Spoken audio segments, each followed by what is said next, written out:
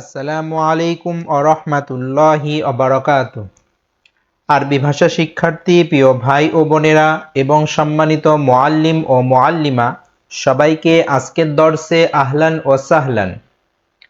কমুস ও সিলসিলাতুল আফআলি ফি ইলমিস সরফি এই কিতাবটির উপরে আমরা ধারাবাহিকভাবে আলোচনা শুরু করেছি। আগের দর্সে আমরা দেখিয়েছি ফেলের প্রকারসমূহ। আজকে আমরা নতুন দর্সে নতুন একটি বিষয় নিয়ে আলোচনা করব। তাহলে চলুন আজকের দর্স আমরা শুরু করি।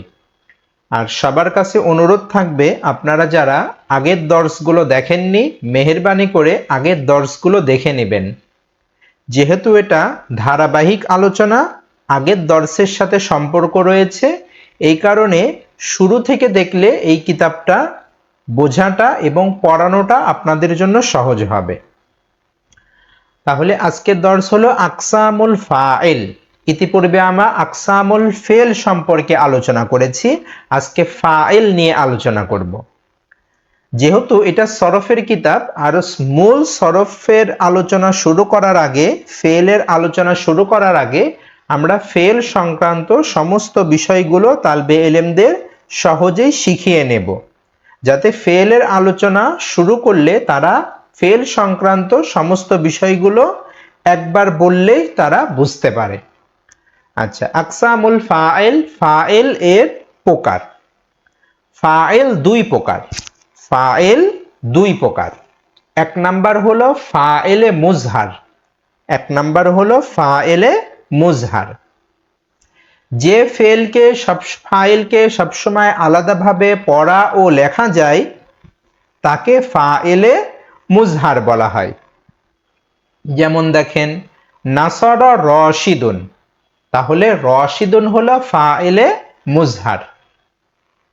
তাহলে সংজ্ঞা দিলাম আমি কি, যে ফাইলকে সবসময় আলাদাভাবে পড়া ও লেখা যায়।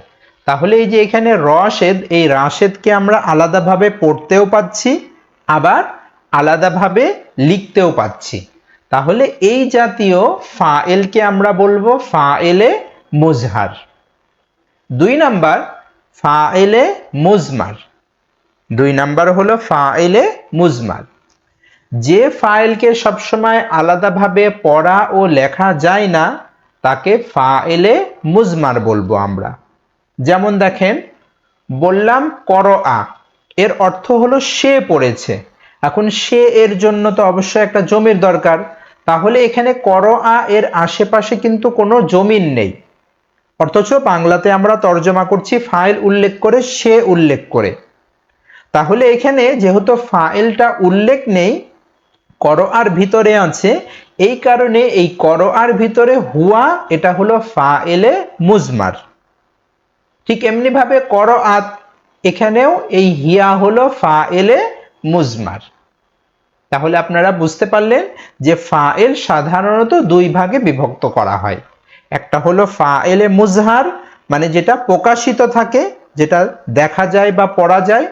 আরেকটা হলো ফাইলে মুজমার, যেটা অপ্রকাশিত থাকে বা জমির হয়, সেটাকে বলা হয় যেমন হুয়া, হিয়া। তাহলে এইটা যখন ছাত্র বা ছাত্রীদেরকে আমরা সহজেই বুঝিয়ে দেব, তখন ফেলের আলোচনা করার সময় তখন তাদের মাঝে এই প্রশ্নগুলো আর আসবে না যে ফাআলা সে করেছে, এখানে সে কোথায়, আরবিতে তো সে নেই। এই জাতীয় বিষয়গুলো তখন আর তার মনে কোনো প্রশ্ন আসবে না। আচ্ছা, এইবার হলো আকসামুল মুযাক্কারি ওয়াল মুআন্নাস। মুযাক্কার ও মুআন্নাস এর প্রকার।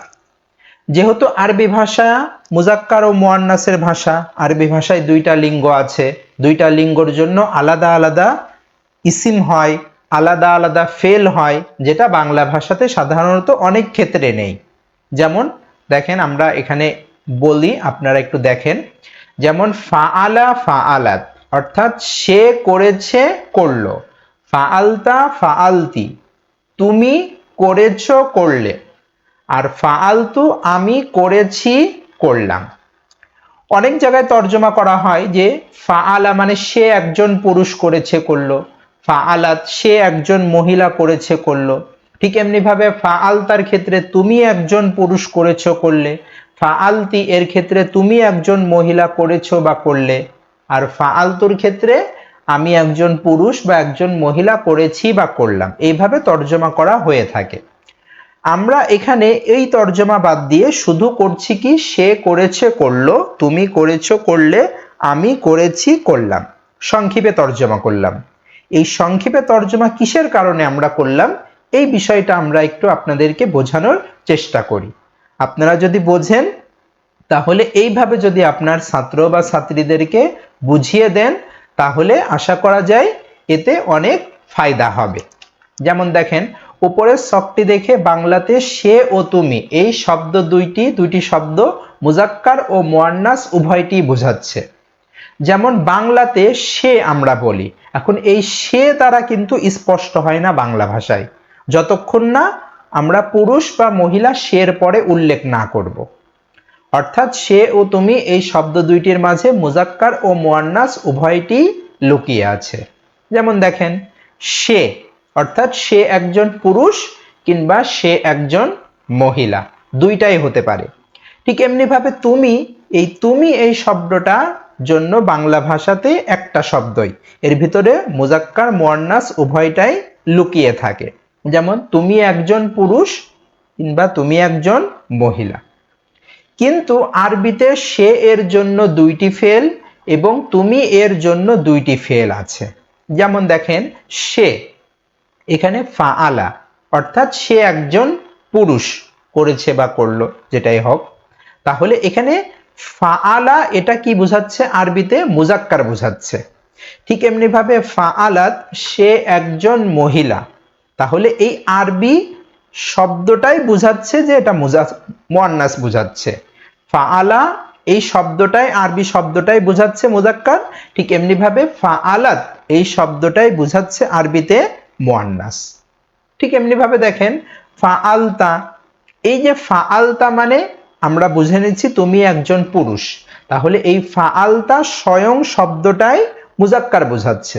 ঠিক এমনি ভাবে ফাআলতি তুমি একজন মহিলা, এই ফাআলতি শব্দটাই একজন মহিলা বোঝাচ্ছে। তাহলে আমরা এই যে ছকটা দেখেন ফাআলা ফাআলাত, আমরা ছাত্র বা ছাত্রীদেরকে যখন পড়াবো তখন তাদেরকে এই জ্ঞানটা দিয়ে দিব যে ফাআলা এটা হলো মুজাক্কার আর ফাআলাত এটা হলো মুয়ান্নাস। তুমি যখন ইয়াদ করবা তখন শুধু জেহেনের ভিতরে এতটুকু রাখবা যে ফাআলা এটা হলো মুজাক্কার বোঝাবে আর ফাআলাত এটা হলো মুয়ান্নাস বোঝাবে। ঠিক এমনি ভাবে আমরা সে করেছে বা করলো বাংলাতে একটা তর্জমা করলেই যথেষ্ট, যেহেতু বাংলা ভাষাতে আমি আরবি তর্জমা করছি, আর এখন আরবি যেহেতু আমি তর্জমা করছি আমার তো আগে থেকেই জেহেনে উপস্থিত থাকছে ফাআলা এটা মুজাক্কারের জন্য, এই জন্য যখন আমি সে বলবো সে বলার সাথে সাথে আমার জেহেনের ভিতরে চলে যাবে যে ফাআলা সে মানে পুরুষ।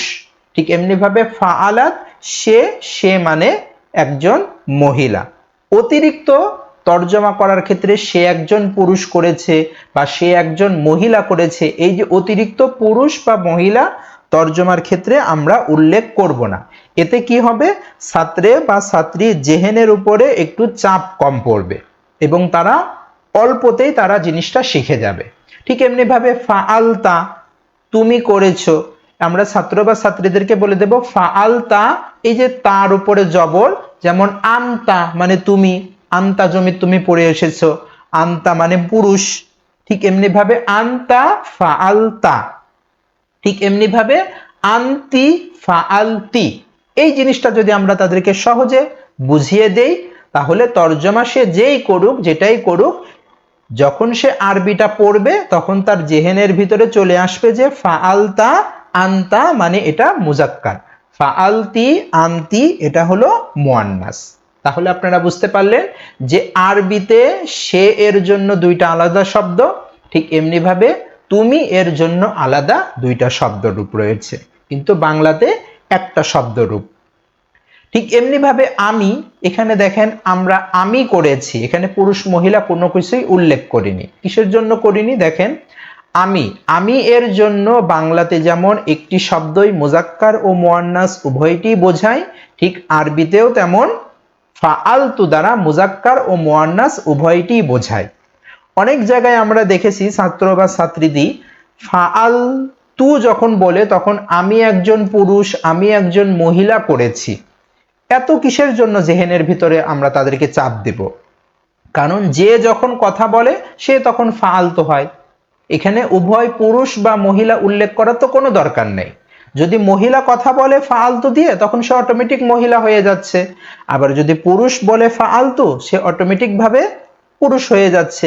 এখানে পুরুষ বা মহিলা উল্লেখ করার কোনো প্রয়োজন নেই, অতিরিক্ত জেহেনের উপরে চাপ দেওয়ার কোনো দরকার নেই। এই জন্য ফালতু আরবিতেও যেমন একটি শব্দই মুজাক্কার মুয়ান্নাস, যে যখন বলে সে তখন ফালতু মুতাকাল্লিম হয়, ঠিক এমনি ভাবে আমি বাংলাতে যখন যে বলে সে তখন আমি হয়ে যায়। তো এই জন্য আমরা অতিরিক্ত ছাত্র বা ছাত্রীদের অতিরিক্ত ফেল শেখার ক্ষেত্রে জেহেনের উপরে অতিরিক্ত তাদের বোঝা চাপিয়ে দেব না। সহজে যদি আমরা তাদেরকে একটা জিনিস জেহেনে ঢুকিয়ে দিতে পারি বা বুঝিয়ে দিতে পারি, তাহলে সরব শিখাটা তার জন্য অনেক সহজ ও সাবলীল হয়ে যাবে। তাহলে আপনারা আশা করি বুঝতে পেরেছেন যে ছাত্র বা ছাত্রীদেরকে মুজাক্কার ও মুয়ান্নাস যখন তাদের প্রাথমিক অবস্থায় জ্ঞান দিবেন তখন তাদেরকে এইভাবে আলোচনা করে শিখিয়ে দেবেন বা বুঝিয়ে দেবেন। এরপরে তর্জমা করার ক্ষেত্রে আর কখনো তার কোনো সমস্যা হবে না, যেহেতু সে আরবি থেকে তর্জমা করছে। এখন ফাআলতু মানে আমি, এখানে পুরুষ যদি পুরুষ হয় পুরুষ, যদি মহিলা বলে মহিলা।